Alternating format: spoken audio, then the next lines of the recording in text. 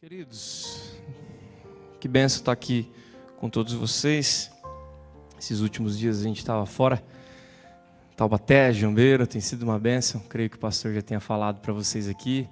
Tem sido muito bom participar daquilo que Jesus está fazendo, tanto em Taubaté quanto em Jambeiro. E eu já te convido, você que está em casa também, vem com a gente. Tem São José, tem Taubaté, tem Jambeiro. E dá para a gente trabalhar bastante para o reino de Deus. E ainda nós temos aqui em São José, na Vila Guarani também. Então você pode participar com a gente em relação aos nossos polos evangelísticos. Queridos, nós estamos conversando sobre a questão da teologia prática faz algum tempinho, e eu espero profundamente que você tenha colocado essa teologia de forma prática mesmo. Sair um pouquinho dos cadernos, daquilo que a gente escreve muitas vezes, daquilo que a gente estuda também, e trazer para a prática uma realidade da vida, algum momento, alguma conversa. Puxa, lembrei da relação de Deus com o homem, do homem com a igreja, algo desse tipo, e eu posso falar isso numa conversa. E é isso que a gente quer conversar aqui, é isso que a gente quer trazer nos estudos de quarta-feira, em relação a essa teologia prática. E agora a gente está falando sobre a igreja, basicamente sobre a igreja. E hoje eu quero trabalhar um tema em relação à mudança da relação com Deus. Como o homem ele mudou essa relação de Deus com ele e de ele com Deus. E por isso, primeiro eu quero que você já abra sua Bíblia em Salmos 84. E do primeiro versículo até o versículo 4, a gente percebe um pouquinho sobre a relação, esse relacionamento com Deus, de ligação, como o primeiro ponto nosso aqui, já de estar ligado a Deus, e como isso acontecia na perspectiva do povo de Israel. Essa ligação acontecia na perspectiva do povo de Israel. Então a gente sempre está trabalhando a questão da igreja, lá e aqui, E quando eu falo lá, povo de Israel, caminhando no Antigo Testamento, e aqui, quando eu falo aqui, a partir de Atos 2, toda a igreja formada dos discípulos, dos apóstolos, e de que eu e você também fazemos parte, tá bom? Então esse texto, do primeiro versículo até o versículo 4, a gente encontra essa relação do povo de Israel, que diz assim: quão amáveis são os teus tabernáculos, Senhor dos exércitos. A minha alma suspira e desfalece pelos átrios do Senhor. O meu coração e a minha carne exultam pelo Deus vivo. O pardal encontrou casa, e a andorinha ninho para si, onde acolha os seus filhotes. Eu, os teus altares, Senhor dos exércitos, Rei meu e Deus meu. Bem-aventurados os que habitam em tua casa, louvam-te perpetuamente. Essa relação da ligação do homem com Deus no Antigo Testamento, ela é basicamente trabalhada na perspectiva do templo e do tabernáculo. A gente já falou disso na primeira pregação sobre igreja do Antigo Testamento, mas a gente tem que deixar bem claro isso, na questão da ligação, como o povo de Israel ligava-se com Deus. A ideia era o tabernáculo, o templo. Então, por isso que nós encontramos diversos salmos. Eu coloquei um salmo aqui que é um dos mais conhecidos, de como o salmista ele tem esse desejo pelo tabernáculo, por estar no tabernáculo, por essa vivência. Então, a ligação entre homem e Deus nasce desse desejo de estar no tabernáculo, de estar no templo. É um pouco diferente da gente hoje em dia, porque às vezes a gente não tem tanto prazer de vir na igreja, e a gente já teve essa perspectiva de que igreja somos nós, do templo é só um espaço físico, certo? Mas a gente mudou-se bastante da perspectiva do Antigo Testamento para o Novo Testamento, entendendo e compreendendo que igreja é eu e você, certo? Então, quando eu leio um texto como esse, maravilhoso, lindo, uma poesia hebraica, que eu olho e falo, puxa, que benção, eu quero que a minha alma também suspire e desfaleça pelos átrios do Senhor, que o meu coração, a minha carne exultem pelo Deus vivo. Com certeza, eu quero ser como o pardal que encontra a casa, e aqui ser a minha casa, onde eu tenho essa vontade de estar. Quando eu olho nessa ligação de Deus, então, do Antigo Testamento, eu percebo Davi e outros homens transparecendo isso pela casa de Deus. O ponto, para mim, para você trazendo um pouco mais para a prática, e a gente correndo todo esse caminhar do antigo para o novo, é que esse desejo, esse almejar, esse suspirar pela presença de Deus aconteça em todo momento da sua vida. Então você suspira e desfalece pela presença de Deus. por momentos profundos com Deus, aqui, no seu quarto, na sua casa, com a sua família, sem sua família, sozinho, com muitas pessoas. Então, esse desejo, esse suspirar, esse ansiar pelos atos do Senhor, porque eles são amáveis, desejáveis, a gente tem que olhar para esse texto e falar, Deus, que esse seja o meu coração em relação à tua presença, e aprender dos teus mandamentos, em aprender a ter tempo de oração, em aprender a cuidar do próximo, em amar ao próximo. Então, é isso. Quando eu olho para um salmo como esse, da questão da ligação de Deus com o povo, sim, claro, na questão do templo, mas quando eu olho para isso, eu tenho que entender que não é que eu tenho que ser um fã, um fanático pelas paredes dessa igreja, mas eu preciso ser um fanático por Jesus, pela presença de Jesus. Eu preciso ser um fã de Jesus, aonde eu vou buscar, aonde eu vou querer, aonde eu quero desejar cada vez mais disso para a minha vida. É interessante que o próprio texto vai dizer, né, essa ideia da felicidade em estar no templo. E aí eu faço uma pergunta, não só para você, mas para o meu coração. Será que a gente tem essa relação de felicidade com Deus, do tempo com Deus? Porque muitas vezes a gente aprendeu por um bom tempo de que um tempo com Deus deve ser rápido muitas vezes, ou eu preciso ler um capítulo, eu preciso ler 2 ou 3 para completar o meu anual aqui certinho. E a ideia de felicidade, a ideia de prazer na presença de Deus, porque quando a gente chega no Novo Testamento, é isso, é a presença de Deus que permeia toda a nossa vida, aqui dentro ou lá fora, e você sabe disso, a gente já falou sobre isso. Será que tem essa relação de felicidade? Porque quando eu leio esse texto, ele está falando, bem-aventurados que habitam em tua casa. Feliz, muito feliz é aquele que habita na tua casa. Feliz é aquele, para a gente trazer um pouquinho para a gente, feliz é aquele que tem a presença de Deus sempre, de estar buscando, em oração, em leitura bíblica, em louvor, em tempo de qualidade com Deus, e trazendo esse tempo de qualidade para a sua vida, para o seu momento na faculdade, no trabalho, seja aqui fora ou aqui dentro. É interessante a gente pensar sobre essas duas perspectivas. Antigo Testamento, a ideia do templo, a ideia da presença física de Deus no templo, e no Novo Testamento, uma ideia de que Deus está em todos os lugares, com certeza, e nessa presença de Deus eu posso ter, o véu se rasgou, o caminho abriu, e em Cristo Jesus nós temos essa possibilidade de um relacionamento, de estar ligado com Deus. Então, quando eu olho o salmista aqui, eu fico pensando, puxa, será que eu tenho essa ânsia? Será que eu tenho esse desejo por Deus? Qual foi a última vez que você parou e pensou na questão do desejo por Deus? Querer mais de Deus. Essas frases aconteciam muito em algumas décadas passadas, né? Eu quero mais de Deus. Hoje em dia a gente quer mais de dinheiro, a gente quer um melhor emprego, a gente quer a casa melhor, né? A gente quer uma cidade onde os meus filhos possam ficar bem, a gente quer mais de outras coisas. Mas qual foi a última vez que você, como um salmista, grita para Deus e fala, Deus, eu quero mais do Senhor, eu quero mais de você, eu quero mais dos seus atributos em mim, eu quero mais dos teus mandamentos em mim, eu quero mais daquilo que o Senhor pensa em mim, abençoando a minha família.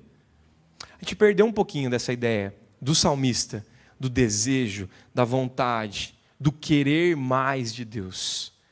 Como ter esse mais de Deus, né? Como que eu posso medir esse mais de Deus? Eu creio que seja uma caminhada profunda, onde você vai caminhando e você vai percebendo, puxa, hoje eu tive mais de Deus. Num dia totalmente depressivo, mal, cansado, sobrecarregado, e você teve mais de Deus naquele dia.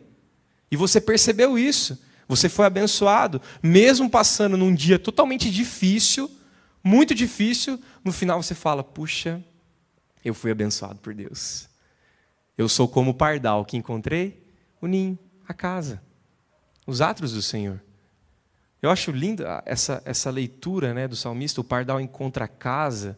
É realmente isso, onde você olhar para o seu Deus e falar, Deus, o Senhor é minha casa. Sabe, eu quero estar confortável com o Senhor. O problema é que, às vezes, a gente vive uma vida de cristão que Deus já não é mais a casa. Deus talvez é aquele que é o temor. É quase um Zeus mesmo, sentado numa cadeira com um raio na mão, Perdeu-se essa ideia, essa ligação, esse relacionamento profundo com Deus, e agora ele já não é mais a minha casa. Como que é a casa?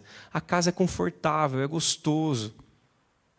Nas ideias americanas tem uma lareira do lado, a gente não tem frio para isso, né? Mas aquela ideia de conforto gostoso. A sua casa é Deus. Então essa relação com Deus no Antigo Testamento, ela nos ensina essa questão do desejo, do prazer em Deus, de buscar mais. Eu quero mais de Deus, eu quero conhecer mais os atributos de Deus, eu quero conhecer mais a palavra de Deus. Eu percebo que a minha geração é uma geração que não lê muito a Bíblia. Essa é uma grande realidade. Mas a geração dos meus pais, dos meus avós, eu percebia que era normal eles conversarem sobre a questão da leitura bíblica anual. Era normal. Eu percebia isso, os meus pais, os meus avós conversando sobre isso. Eu li 2, 3 vezes esses dias que passou e tal. E a gente perdeu a ideia da leitura, do prazer. O Salmo 119 fala muito disso, do prazer da casa. E quando a gente corre então para o Novo Testamento, então ainda nessa relação do estar ligado com Deus, no Antigo Testamento a ideia do templo, e quando a gente vai para o Novo Testamento, não tem como a gente não exemplificar em João 15. Eu tenho certeza que você sabe desse texto, que é a questão da videira. E eu já quero dar uma dica de livro aqui.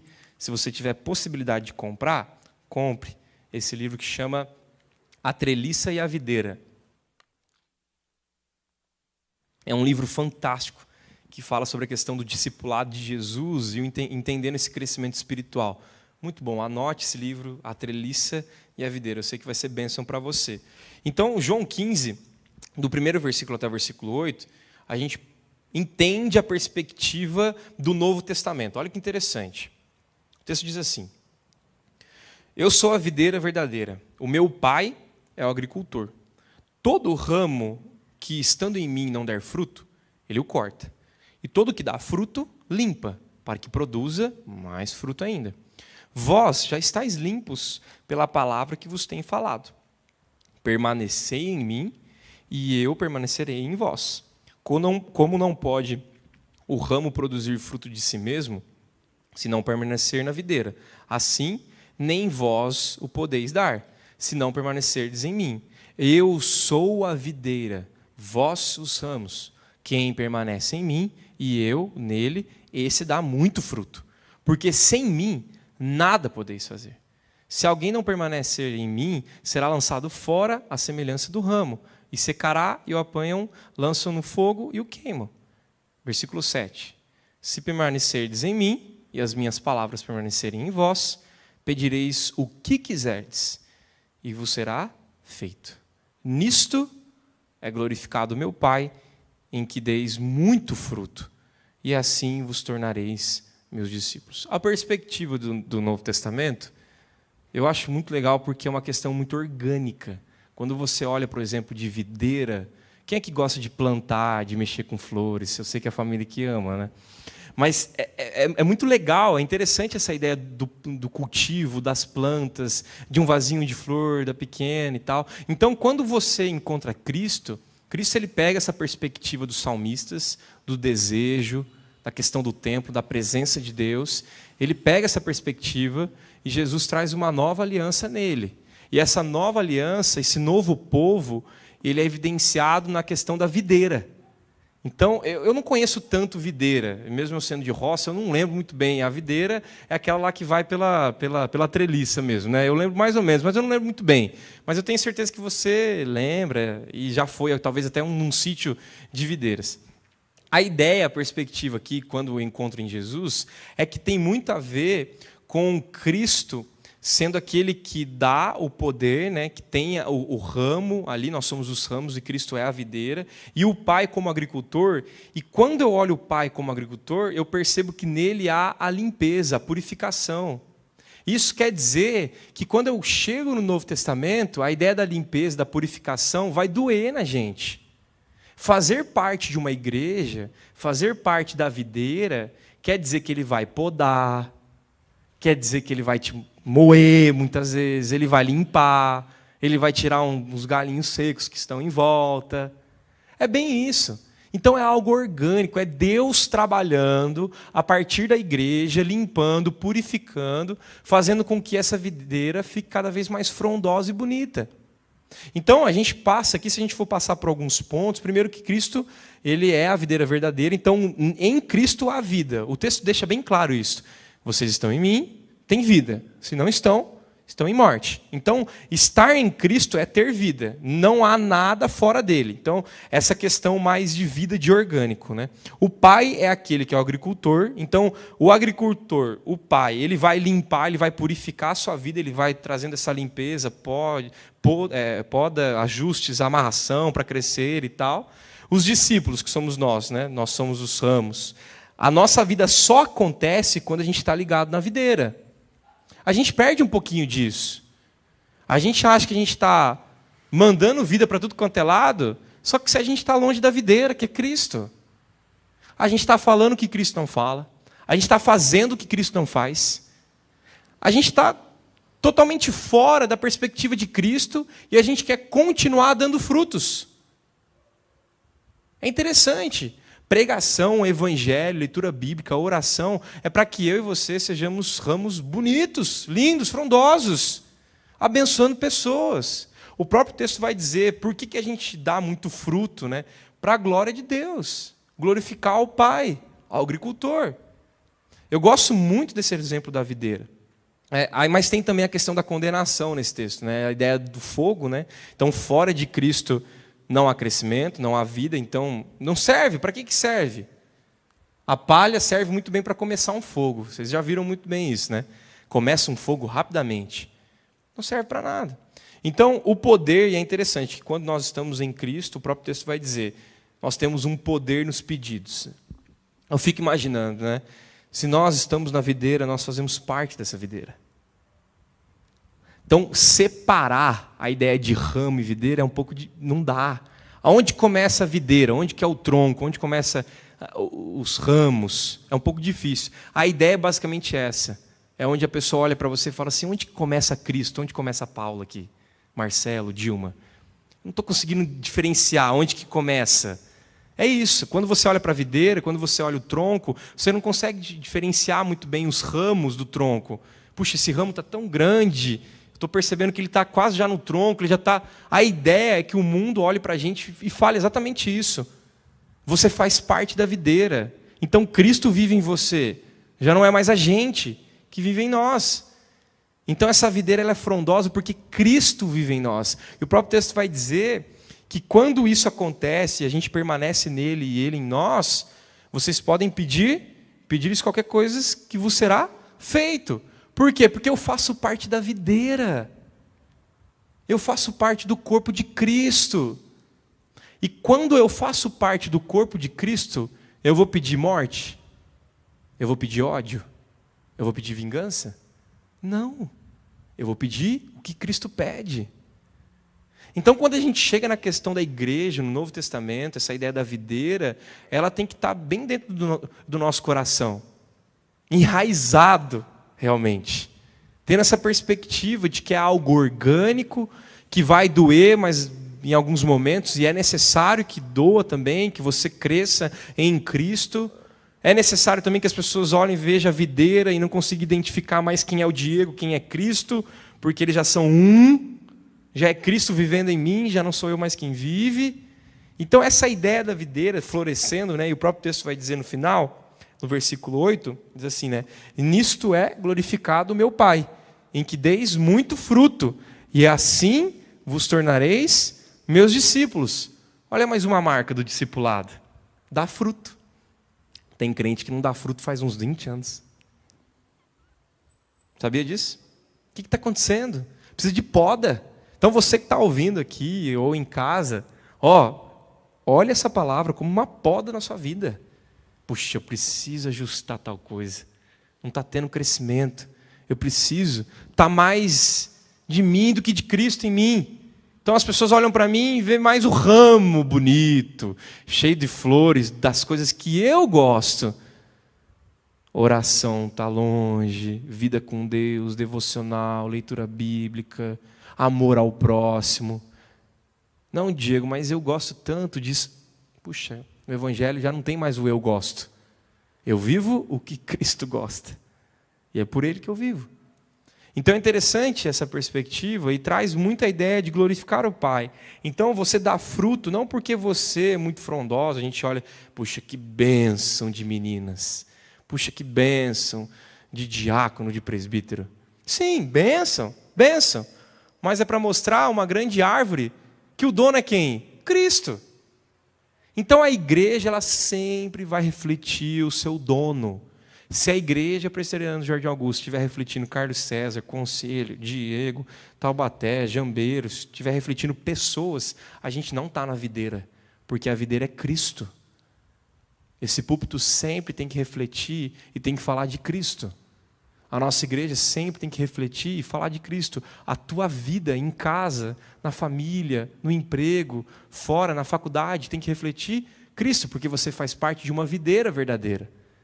Você nada mais é do que os ramos. Tem como um ramo que faz parte de uma jabuticabeira dar maçã?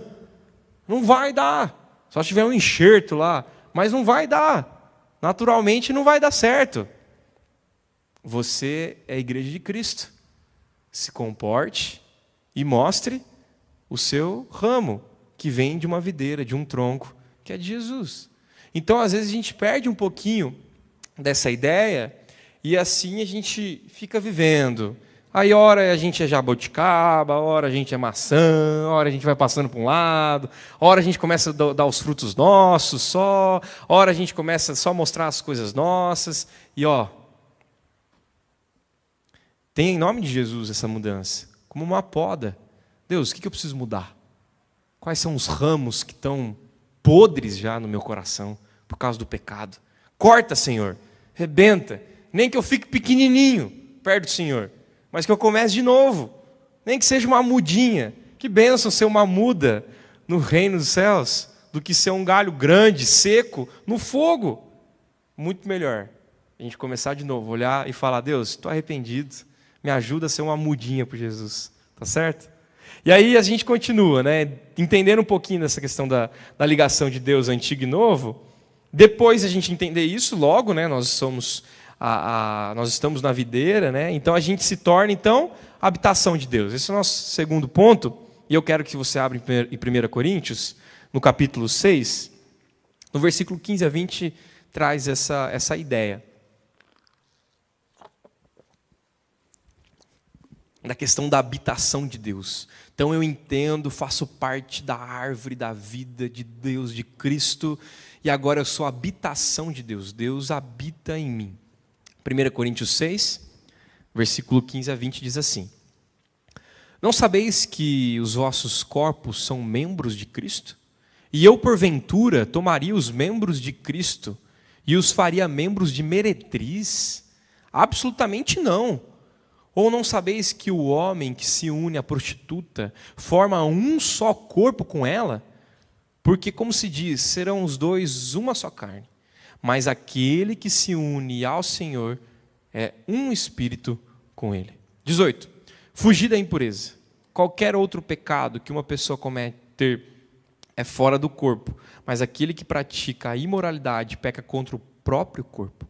Acaso não sabeis que o vosso corpo é santuário do Espírito Santo, que está em vós, o qual tendes da parte de Deus, e que não sois de vós mesmos, porque fostes comprados por preço. Agora, pois, glorificai a Deus no vosso corpo. Perceba, o fim dos textos são bem parecidos, né? Na questão de glorificar a Deus com o vosso corpo. Então, essa segunda ideia, o segundo ponto nosso aqui, ainda em relação à igreja, e do relacionamento entre Deus e o homem, a verdade é que você tem que trazer isso como identidade para o seu coração, da habitação de Deus. Você é casa de Deus. Sabe, a gente olha para um texto como esse, a gente precisa entender que os nossos membros, casa de Deus. Então Paulo já começa trazendo essa perspectiva, nossos membros seriam entregues a outro que não fosse a videira verdadeira. É basicamente isso. Como entregar? É a ideia dos dois senhores, não tem como. Ou você é casa de Deus, ou você não é casa de Deus. O evangelho é bênção, boas novas, mas o evangelho também é condenação para aqueles que não creem em Cristo Jesus. Então não tem como eu aliviar, não tem como passar pano. É a habitação de Deus? Deus vive em você? flui de você. Deus responde por você em domínio próprio, em longanimidade, em temor, em alegria, em bondade, em amor, nos frutos do Espírito. Isso emana da sua vida, casa de Deus, bênção de Deus. Isso é ser habitação de Deus. E o texto vai dizer, né? Mas aquele que se une ao Senhor é um espírito com Ele. Gente, eu e você, nós somos um com Ele. É aquilo que eu estava falando um pouquinho antes. A gente não consegue mais identificar. Eu gosto muito de conversar com adolescentes e quando eles se convertem, né? Na questão do primeiro amor. Quando você encontra essa realidade do primeiro amor, é a coisa mais linda. Ele quer viver, morrer, tudo por Jesus. E eu acho que tem uma beleza dentro disso, porque depois ele vai amadurecer e infelizmente vai perder um pouco dessas coisas. E às vezes é a gente que tira isso deles, né? Mas eu vejo uma beleza nisso, na questão de que é algo simples. Ele quer viver, morrer, falar por Cristo, por Jesus. Porque ele entendeu que quem trouxe vida e quem tirou a morte foi Cristo. Então eu quero doar toda a minha vida por Jesus. E às vezes as nossas igrejas estão matando isso em nossos adolescentes e jovens. É claro, ele vai crescer, ele vai amadurecer, mas entrega a palavra de Deus para ele, motiva ele com palavra. Querido, quer conhecer mais de Jesus? Quer saber mais de Jesus? Ai, sim, Diego, eu vi aqui num site que dá para a gente pular de paraquedas, com paraquedas escrito Jesus te amo e tal, e assim a gente é radical, isso, aquilo. Puxa, às vezes a gente precisa, sabe o quê? Sentar com um garoto como esse e entregar a Bíblia para ele. Olha o que Jesus fez por você. Olha o que ele continua fazendo por você. E mostrar isso. Isso é ser casa de Deus. Isso é a habitação de Deus. É trazer as pessoas para próximo e falar, olha, eu sou casa de Deus. Eu abençoo. O problema é que hoje em dia, é que as casas de Deus aí fora, que somos nós, a igreja, está mais casa de político, fala sério. Está mais casa de dinheiro, está mais casa de ciência, está mais casa de emprego, de posições sociais, está mais isso. Então você encontra com as pessoas são habitação de Deus? Não, são habitações de todas as outras coisas. E principalmente na questão de política. Queridos, eu quero fazer um desafio para a nossa igreja. Ano que vem vai ser difícil. Ano que vem vai ser difícil. Vocês têm noção do que vai ser o ano que vem? Sabe qual que é a resposta da habitação de Deus? Essa é a habitação de Deus. Falar de Deus, viver Cristo, proclamar o Evangelho de Jesus. Então, o ano que vem, o desafio para nós como igreja é joelho no chão, é oração, é leitura bíblica, é mostrar que lá fora pode ter um monte de casa da briga, da intriga, de partido A, B, C, de dinheiro, de tudo lá fora. Mas aqui é a habitação de Deus. Deus vive em nós. E por isso nós mostramos esse Deus para as pessoas. Eu fico perguntando, né? Será que a habitaçãozinha do seu coração está com a placa escrito de Deus? Porque hoje em dia tem habitaçãozinha de outras milhões de coisas. Será mesmo que a nossa habitaçãozinha do coração aqui está escrito de Deus? Habitação de Deus? O próprio texto vai dizer como que eu posso ser habitação de Deus, entregar essa habitação para meretrizes, para pecados imorais. Não dá, não tem como, não faz parte, não dá para a gente entender isso. Nós somos santuário do Espírito Santo. E sempre para quê? Para a glória e honra de Deus. Eu não consigo entender aquele cristão que é arrogante. Não dá para entender cristão arrogante. Ou ele não é cristão, né? Porque não tem como, não dá para entender cristão arrogante. Porque a salvação é de graça, certo? É de graça. Você não fez nada. De forma incondicional. Jesus vem e morre por você. De graça.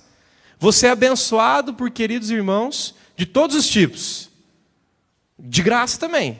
Você vem para cá. Você vem para uma igreja, você é abençoado por pessoas, com uma comunidade, com bênção. De graça também. Todo mundo aqui de graça, de bênção. Como entender o evangelho que deixa a marca de habitação de Deus e traz a habitação da arrogância, da ignorância, da morte, do ódio? Então a gente levanta mais a bandeira de outras coisas do que disso. Tem um pastor, que chama Carlos Bezerra, eu não lembro se ele é pastor, mas eu acho que ele é. Ele falou esses dias, e eu gostei demais dessa frase. Ele falou assim: se é mais fácil identificar a sua ideologia política do que o seu cristianismo, alguma coisa está errada.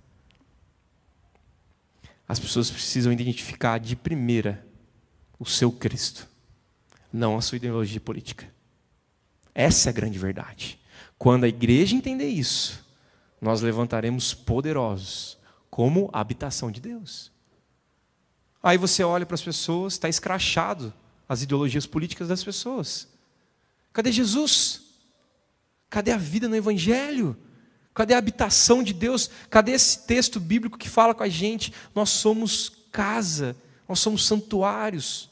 Eu gosto muito desse texto, na parte que ele vai falar aqui, né? Porque no versículo 19: acaso não sabeis que o vosso corpo é santuário do Espírito Santo, que está em vós, o qual tendes parte de Deus, e que não sois de vós mesmos? Olha só que interessante. A gente já não é mais da gente. É basicamente isso. É um pouco difícil de entender, mas a gente já não é mais da gente. Por quê? Porque fostes comprados por preço altíssimo. Cristo Jesus morrendo numa cruz e ressuscitando por nós. Então, por causa dele, por esse preço altíssimo, você vai parar de ficar falando besteira no Facebook, no Instagram. Você vai começar a viver profundamente uma vida que já não é mais sua. Então, se você está vivendo muito a sua vida, os seus objetivos, os seus planos, a sua mentalidade, a sua inteligência, o seu poder, tem alguma coisa errada. Somos a habitação de Deus. E é essa bandeira que nós vamos levantar. E eu quero encerrar na questão de, entendendo que sou a habitação de Deus, logo o fim, né, é que a gente vai ser dirigido por Ele, né? Eu quero encerrar com Gálatas 2:20, desculpa. Que eu sei que você conhece, que diz assim, né? Logo já não sou eu quem vive, mas Cristo vive em mim. Então eu compreendo a ligação de Deus, antigo e novo. Eu compreendo que essa ligação resulta numa perspectiva da habitação de Deus. Somos casa, morada de Deus e refletimos isso. A partir disso, entendendo a minha identidade como habitação de Deus, eu vivo totalmente para Deus. Diego, mas isso é difícil demais. Difícil demais, o exemplo é Cristo. Exemplo altíssimo. Diego, mas agora eu vou ser chato. Pelo contrário, se você for chato, você não está vivendo para a glória de Deus. Você não vai ser chato. Não é para ser chato. É para mostrar Jesus. Jesus não era chato, as pessoas gostavam de ficar perto de Jesus. Jesus curava, Jesus amava, Jesus tocava, Jesus era sociável totalmente. Então você não vai ser aquele cristão, habitação, casa de Deus, para ser chato, mas para levar um evangelho totalmente importante para as pessoas. Então, quando eu compreendo que já não sou eu quem vive, mas Cristo vive em mim, eu entendo essa perspectiva da habitação de Deus. A ideia aqui, queridos, é você entender sua identidade. Você faz parte de um povo, você é povo escolhido por Deus. E a partir desse momento, você vive aquilo que Ele mandou viver. Ah, Diego, mas como que eu faço isso? Olhando sempre para Cristo. Sempre o exemplo maior é Cristo. Você tem alguma dúvida em relação à vivência, a relacionamentos? Olha para Jesus. Jesus foi o mestre do relacionamento. 12 homens. Todos diferentes. E havia união. Sabe por quê? Porque Jesus era Deus. Então olha para Ele. Às vezes a sua família, a sua casa, é muito pior do que esses 12. Difíceis de lidar. Tem gente de todos os tipos lá dentro. Olha para Jesus. Vai ser manso com aquele que é meio irado. Vai puxar a orelha daquele que é um pouco mais manso às vezes.